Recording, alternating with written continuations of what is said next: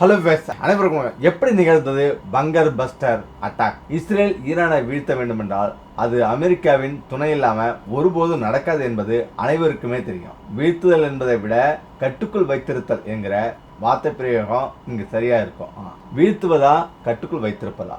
கடந்த சில நாட்களாகவே பூச்சாண்டி காட்டி கொண்டிருந்ததையா சாத்தியப்படுத்தி காட்டிவிட்டார் அமெரிக்க அதிபர் டொனால்ட் ட்ரம்ப். இஸ்ரேல் ஈரானை வீழ்த்த வேண்டும் என்றால் அது அமெரிக்காவின் துணை இல்லாம ஒருபோதும் நடக்காது என்பது அனைவருக்கும் தெரியும். வீழ்த்துதல் என்பதை விட கட்டுக்குள் வைத்திருத்தல் என்கிற வார்த்தை பிரயோகம் தான் இங்கு சரியா இருக்கும். 1981 ஈராக்ல பாக்தாக்ல இருக்கும் அணு நிலையங்களை F-15 F-16 ஃபைட்டர் ஜெட்கள் துணையுடன் இஸ்ரேல் தகர்த்தெறிஞ்சது. இஸ்ரேலுக்கு எளிதாக இருந்ததுக்கு காரணம் அணு நிலையங்கள் நிலப்பரப்புக்கு மேல இருந்ததுதான். ஆனா ஈரானின் போடோவில் இருக்கும் நிலையத்தை வீழ்த்த அமெரிக்காவின் GPU-57 தேவை. ஏனென்றால் அது நிலத்துக்கு அடியில் இருக்கிறது. அதற்கு இன்னும் 2 வாரங்கள் ஆக என ஆட்டத்தை தாமதப்படுத்தி கொண்டிருந்த ட்ரம்ப் தடாலடியா இன்று காலை 3 அணு நிலையங்களையும் தாக்கியிருக்கிறார். மத்திய கிழக்கு நாடுகளில் இஸ்ரேலுக்கு மட்டும் இல்லாமல் அமெரிக்காவுக்கும் திகில் கிளப்பி வந்த நாடுகளில் ஈரான் முக்கியமானது. அதிலும் ஈரான் அணு ஆயுதங்களை உருவாக்குவதை எந்த அமெரிக்க அதிபரும் ரசித்ததே இல்லை. இது எப்படி சாத்தியப்படுத்தினார் ட்ரம்ப்? அனைத்து இடங்களிலும் ரெட் அலர்ட். இந்திய நேரப்படி இன்று காலை 7 மணிக்கு அமெரிக்க அதிபர் டொனால்ட் ட்ரம்ப் ஈரானின் 3 பகுதிகளை தாக்கிவிட்டதா பதிவு ஒன்றை வெளியிட்டார். ஐக்கிய நாடுகள் சபைகள் முதல் அமெரிக்காவின் மூத்த அரசியல் தலைவர் பெர்னி சாண்டர்ஸ் வர பலரும் ட்ரம்பின் இந்த முடிவை கடுமையாக சாடியிருந்தாங்க.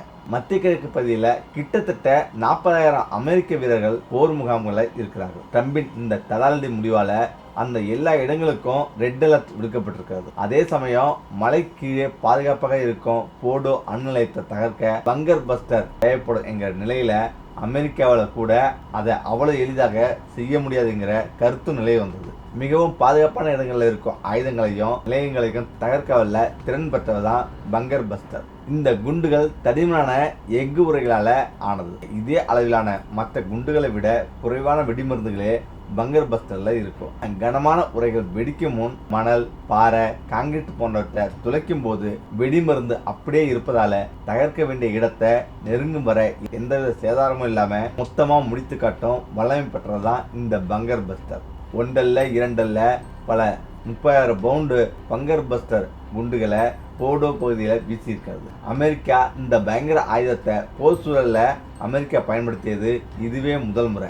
அந்த பகுதியில மீண்டும் தாக்கும் திட்டம் இல்லை என அமெரிக்கா தெரிவித்திருந்தாலும் ஈரான் ஒருவேளை இந்த தாக்குதலுக்கு பதிலடி கொடுக்க நினைச்சா அதன் விளைவுகள் படு பயங்கரமா இருக்கும் என அமெரிக்க ராணுவம் எச்சரித்திருக்கிறது. அதே சமயம் ஈரானின் மத்திய கிழக்கில் இருக்கும் அமெரிக்க நிலையங்களை தாக்கும் என கூறியிருக்கிறது ஈரான். 6 P-2 பாம்புகளின் துணையுடன் 12 பங்கர் பஸ்டர் குண்டுகளை போடோவில் வீசியிருக்கிறது அமெரிக்கா. நாரான்சிலும் இஸ்பானிலும் கடற்கரையில் இருக்கும் நீர்மூழ்கிகளின் துணையுடன் 30 குரூஸ் மிசைல்களை ஏவி இருக்கிறது. ஒரு B-2 பம்பர் துணை கொண்டு நாரான் பகுதியிலும் 2 பங்கர் பஸ்டர் குண்டுகளை வீசியிருக்காங்க. பல ஆண்டுகளாக மத்திய கிழக்கில் போர் பயிற்சியில் இருக்கும் அமெரிக்க கடற்படையின் துணையுடன் இதை சாத்தியப்படுத்தி இருக்கிறார். சங்கிலி தொடர் போல இதன் விளைவுகள் எவ்வளவு மோசமாக இருக்க போகிறது என்பதை ஒரு நாட்களை தான் நாம் காண இருக்கிறோம். முக்கியமாக அமெரிக்க தாக்குதல ஆவேசம், இஸ்ரேலை நோக்கி சீரும் ஏவுகணைகள், ஈரானின் புது வியூகம் தான் என்ன? இஸ்ரேலுக்கு ஆதரவாக தங்கள் நாட்டின் மீது தாக்கல் நடத்திய அமெரிக்கா மீதான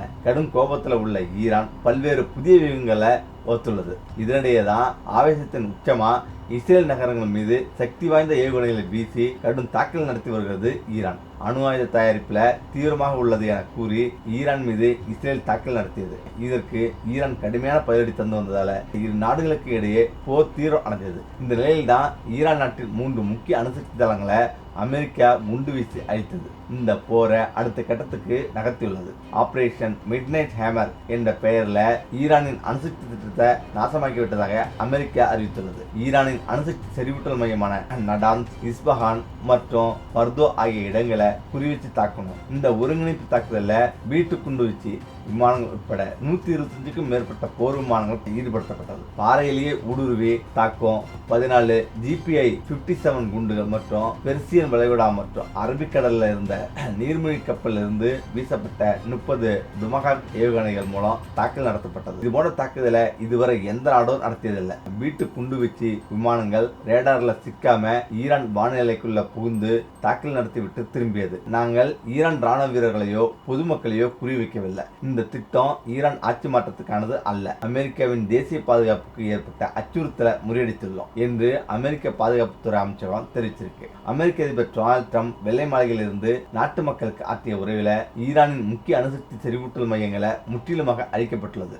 இந்த நடவடிக்கை அமெரிக்க ராணுவத்தின் மிகப்பெரிய வெற்றி என்பதுடன் அமைதியை நிலவ வேண்டும், இல்லை என்றால் சோகம்தான் ஏற்படும் என்று ஈரானை அவர் மீண்டும் எச்சரித்தார். ஈரான் வியூகம் தான் என்ன?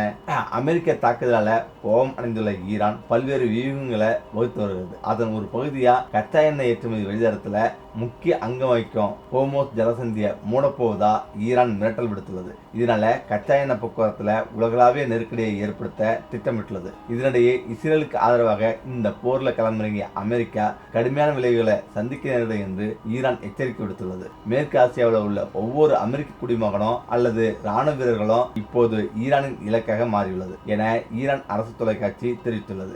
ஈரான் சிறிதும் தாமதிக்காம உடனடியாக எதிர்த்தாக்குதல் நடத்த வியூகம் வகுத்துள்ளது. அதன்படி மத்திய கிழக்கில் உள்ள முக்கிய அமெரிக்க ராணுவ தளங்களை ஈரான் குறிவைச்சுள்ளது என்று ஈரான் உச்ச தலைவர் கமேனி நெருங்கிய உதவியாளர் ஹோசன் சரிமாத் தெரிவித்துள்ளார். Bahrain, Qatar, Iraq, Syria, Kuwait மற்றும் ஐக்கிய அரபு அமீரகத்தில் உள்ள அமெரிக்காவின் முக்கிய ராணுவ தளங்களை குறிவச்சு ஈரான் தாக்குதல் நடத்தும் என தெரிகிறது. அமெரிக்க தாக்குதலை தொடர்ந்து ரஷ்ய அதிபர் விளாடிமிர் புதினை ஈரான் வெளியுறவுத்துறை அமைச்சர் அப்பாஸ் அராச்சி சந்தித்து பேச்சுவார்த்தை நடத்த உள்ளதாக தெரிவித்துள்ளார். இது குறித்து அவர் மேலும் கூறுகையில், ஈரானின் நண்பன் ரஷ்யா, நாங்கள் எப்போதும் ஒருவருக்கொருவர் ஆலோசனை நடத்துவது வழக்கம்.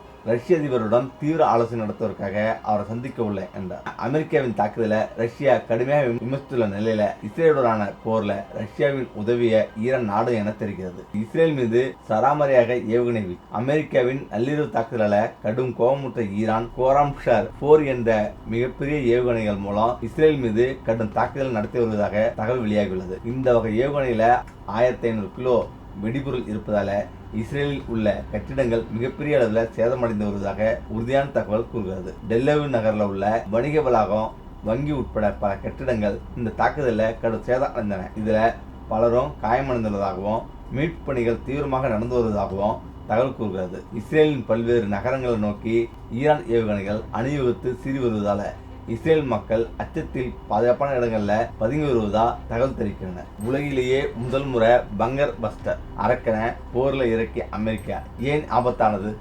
அணு ஆயுத தயாரிப்புல ஈரான் ஈடுபட்டுள்ளதாக கூறி அந்த நாட்டின் மீது கடந்த 13ஆம் தேதி இஸ்ரேல் தாக்குதல் நடத்தி வருகிறது. இந்த நிலையில்தான் அமெரிக்கா இதில் நேரடியாக தலையிட்டுள்ளது. ஈரானின் 3 அணுசக்தி நிலையங்கள்ல அமெரிக்கா இதுவரை பயன்படுத்தப்படாத GPU 57 பதுங்குழி அழிக்கும் குண்டுகளை வீசி தாக்குதல் நடத்தியுள்ளது என்பது தெரிய வந்துள்ளது.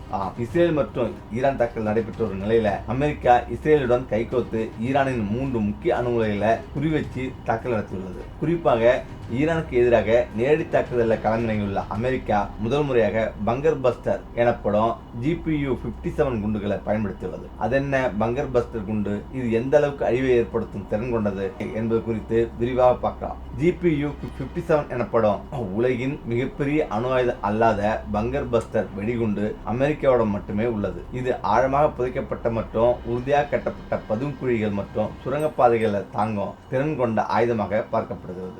13,600 கிலோ எடை கொண்ட இந்த வெடிகுண்டு சுமார் 6 மீட்டர் நீளமுடையது. இது வெடிக்கும் முன் சுமார் 60 மீட்டர் ஆழம் வர நிலத்தின் உள்ளே ஊடுருவும். சுமார் 18 மீட்டர் காங்கிரீட் தளங்களையும் ஊடுருவி சென்று தாக்கும் சக்தி இந்த பங்கர் பஸ்டர் குண்டுகளுக்கு உள்ளது. சுமார் 2 டன் TNT வெடிப்பொருளால எந்த அளவுக்கு பாதிப்பு ஏற்படுமோ அந்த அளவுக்கு சேதத்தை ஏற்படுத்தும் திறன் இந்த பங்கர் பஸ்டர் குண்டுகளுக்கு உண்டு. அதிக எடை மிகுந்த பங்கர் பஸ்டர் குண்டை தூக்கி செல்வதற்காக B-2 ரக பம்பர் விமானத்தையும் அமெரிக்கா வைத்துள்ளது. முக்கியமாக B-2 ரக விமானங்கள் ரேடார் கண்களில் மண்ணை தூவி எதிரி நாட்டுக்குள் நுழைந்து இலக்கை தாக்கிவிட்டு பாதுகாப்பாக திரும்பிவிடும். இந்த ஒரு விமானத்தின் விலை இந்திய மதிப்பில் 10,000 கோடி ரூபாய் ஆகும். அமெரிக்காவிடம் தற்போது 19 B2 ரக விமானங்கள் பயன்பாட்டில் உள்ளது. 1997ஆம் ஆண்டு அமெரிக்க விமானப்படையில் இந்த விமானம் இணைக்கப்பட்டது. அதே நேரத்தில் அமெரிக்கா முதற்கொண்டு உலக நாட்டு கண்களில் விரல விட்டு இந்தியா எப்படி பொக்ரான் அணு ஆயுத சோதனை நடத்தியது, இந்திய பொக்ரான் நியூக்ளியர் டெஸ்ட் பண்றதை அமெரிக்காவோட சேட்டலைட் போட்டோ எடுத்துருது. இதனால அந்த மெஷின் ஃபெயிலியர் ஆகி அந்த டீம்ல இருக்கிற எல்லோரையும் சஸ்பெண்ட் பண்ணிடுறாங்க. அது மட்டும் இல்லாம அடுத்த கவர்மெண்ட் அந்த ப்ராஜெக்ட் டிசைன் பண்றவரை கூப்பிட்டு அது எப்படி ஃபெயில் ஆச்சுன்னு கேட்கறாங்க. அதுக்கு பிறகு என்னோட ஐடியாவை பாய் தான் யூஸ் பண்ணாங்க, மீதி ஐடியாவை யாருமே கண்டுக்கலன்னு சொல்றாரு. இவரோட ஐடியா என்னன்னா, அமெரிக்காவோட சேட்டலைட்ல ஃபுல் டைமா அந்த இடத்த வாட்ச் பண்ண முடியாது. அந்த சேட்டலைட் பிளைண்ட் ஸ்பாட்ல அதாவது சுத்திட்டு இருக்கும். அப்பப்ப டெஸ்ட் பண்றதுதான் இவங்களோட ஐடியாவா இருக்கும். விசாரிச்ச பிறகு அப்புறம் மறுபடியும் அந்த ப்ராஜெக்டை ஸ்டார்ட் பண்ண சொல்றாங்க. இப்ப இவரு 5 பேரை வச்சு ஒரு டீமை உருவாக்குறாரு. அந்த 5 பேரை தவிர வேற யாருக்கும் எதுவும் தெரியக்கூடாதுன்னு பொக்ரான் டீம்ல பிளான் போறாங்க. அமெரிக்கா சேட்டலைட் அங்க வரும்போது வேலை பார்க்கறதுனால தான் இவங்க பண்றத அமெரிக்காவில் அந்த சேட்டலைட் வச்சு கண்டுபிடிச்சிடுறாங்க. அதுக்கு பிறகு இவங்க மொத்த பிளானையும் மாத்துறாங்க. அதாவது சேட்டலைட் வரும்போது மொத்தமா பழையபடி மூடிடுறாங்க. இப்படி ப்ராஜெக்ட் முடிகிற நிலைமை வரப்ப ஒரு அமெரிக்க சேட்டலைட் கண்டுபிடிச்சு ஆதாரத்தையும் வெளியிடுது. உடனடியாக அந்த இடத்துல இன்னொரு சேட்டலைட் வச்சு இதை எப்படியாவது வாட்ச் பண்ணணும் அப்படின்னு முடிவு பண்றாங்க. இந்த நேரத்தில் தான் இந்தியா ஒரு ஐடியா பண்ணுது. அதாவது உடனடியாக நம்ம ஏன் இப்படியே இருக்கணும், பாகிஸ்தான் கூட போர் அப்படின்னு ஒரு பொருளை கிளப்பி எல்லா ராணுவ வீரர்களும் எல்லைக்கு போறாங்க. இந்த நேரத்தில் தான் உடனடியா எல்லா சேட்டலைட்டும் பாகிஸ்தான் எல்லையில குவியுது. இந்த நேரத்தை யூஸ் பண்ணி அவங்களுக்கு நிறைய நேரம் அவங்களுக்கு கிடைக்குது. உடனடியா இந்த நியூக்ளியர் டெஸ்ட்டை இவ்வளவு சீக்கிரட்டா பண்ணி முடிச்சாங்க இந்தியா. அதுக்கு பிறகுதான் உலகமே இந்தியாவை பார்த்து பயப்படுறாங்க.